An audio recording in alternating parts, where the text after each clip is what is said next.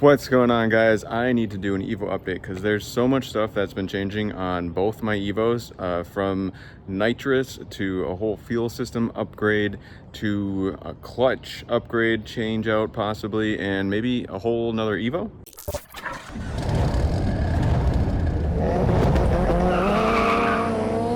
All right, let's start with some updates on my black Evo here. The most obvious ones, of course, is I did actually install Nitrous, and I only am running a 50 shot, and I've never actually used it yet. I mean, it's been on the dyno at ASM. It did dyno at like 460, 465 horsepower.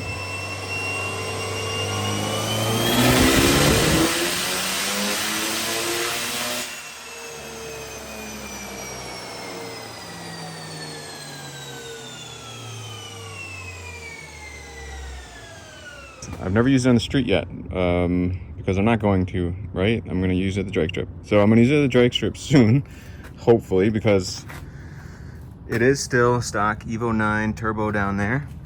So I really want to run a low 11. I mean, high 10 would be really cool with the stock Evo 9 turbo. And of course, if you don't know, this is a totally stock engine, except for GSC S1 cams. So honestly, the fact that it's probably putting out close to 600 horsepower on a stock engine is still so crazy to me. But that's what's going on right now with the Nitrous, and kind of why I'm doing it, because I want to get back to the drag strip. I do have some drag radials. I picked up some sticky tires too, so that means, you know, braking stuff probably. Anytime you do sticky tires and even more horsepower, there's definitely a good chance I might end up breaking some stuff. But a little bit about the setup: it is the Nitrous Express setup. This is my fuel solenoid. It's a wet kit, so that means a wet kit means it has fuel and nitrous. So this is my nitrous solenoid. This is my fuel solenoid. I just got the purge today. This is a purge solenoid, and I didn't run it all yet. The wires are just hanging here, so that part's not hooked up yet. The nitrous kit, otherwise, of course, is hooked up. You can see the nozzle down there for the fuel and nitrous mixed together and shoots into the engine. So that's the setup for that, and I will show you the bottle right away. Nothing too fancy, of course. I'll have to pop the hood, pop the trunk though, actually, to do that. It is just a standard 10 pound bottle, and I have to put a gauge in the bottle yet as well, because I want to get a gauge. But nothing fancy about this setup. Of course, my trunk was already pretty stripped before. That's what we got. But of course, to run nitrous, you do need more fuel. At least I needed more fuel, hence this big fuel line here. If you watched, I know not everyone watches my how-to videos if you don't need them, but I just did a full how-to on installing a double pump fuel pump setup from Radium. So I got that set up and I installed it, and it worked out. Timing wise, it worked out well too, because then I could just install this fitting right here to get my fuel, tap my fuel. Thanks to Andy at ASM, he had that right away for me, and obviously he helped me with tuning this and everything too, and helping me finishing up the install. So ASM is where it's at. So again, I think I'm going to run a hard line from here for the purge right up so it can come out the hood, but unfortunately that means I need to run a hard line like all the way up here.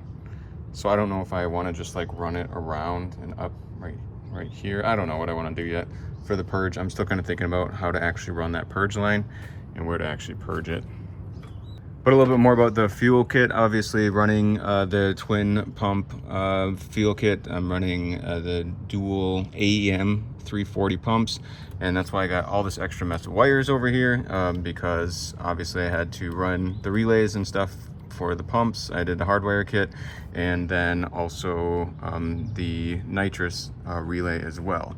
So that's what's interesting. If you watch that video, what's kind of cool, or what I was happy with, is how it turned out in some ways with the relays. They're all hidden back here. So my wires run underneath this piece, and then back here there are 3 relays and an RPM/throttle switch for my nitrous.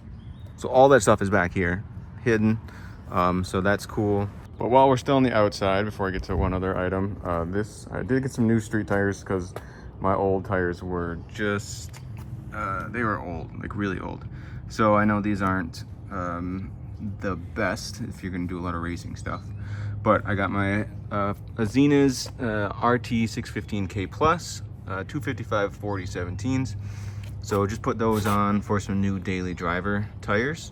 Should work well for that. So other than regular maintenance, that's mostly all I've done, except I have one other item for this car before I move on to the Silver EVO that I want to talk about. One other cool thing for this car eventually is she's going ACT twin. So we got our ACT twin disc clutch. Right now this is the same clutch I have in the rusty Silver EVO, but I'm gonna put it in this black EVO now too because I just really like the pedal feel of it, and it's been holding up. My other one's been holding up well, so I want to switch this one over. And if I do enough drag racing like I plan to this year, or even just get there a few times and get the runs I want, I might be hard on the clutch because I'll be slipping the clutch quite a bit, ideally with some sticky tires on the car that I need to mount up yet. So those are all the updates for the black EVO of mine, and a little update for the Silver EVO. So the Silver EVO, as you probably know, is super rusty and needs a lot of work on the rear chassis legs.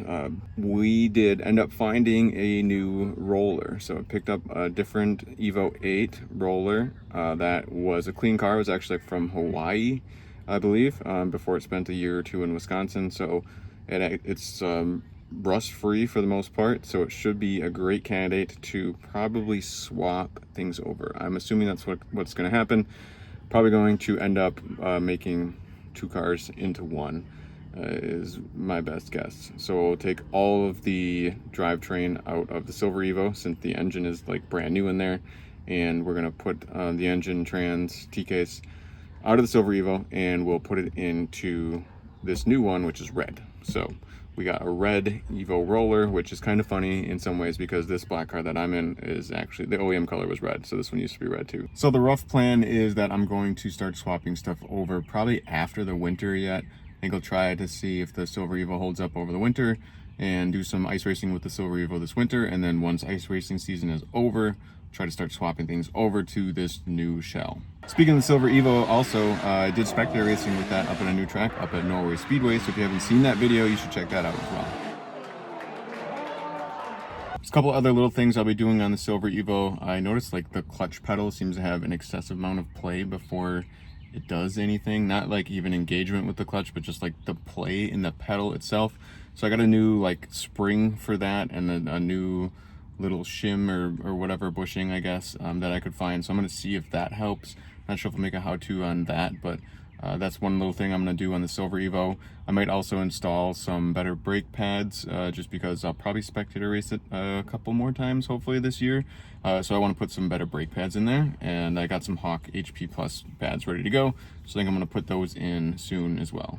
And that's about it for updates. I mean, that's actually a lot of stuff, I feel like, because it's been I don't know, 6 months in the making as far as updating you guys on what I've done with updates on my car.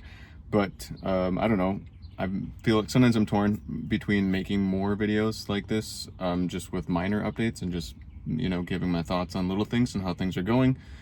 And other times I like to, I don't know, what I consider give you more value as far as, I don't know, entertainment value. I feel like from me is not as high as educational value, so I usually try to stick with, you know, helpful videos on how to do stuff.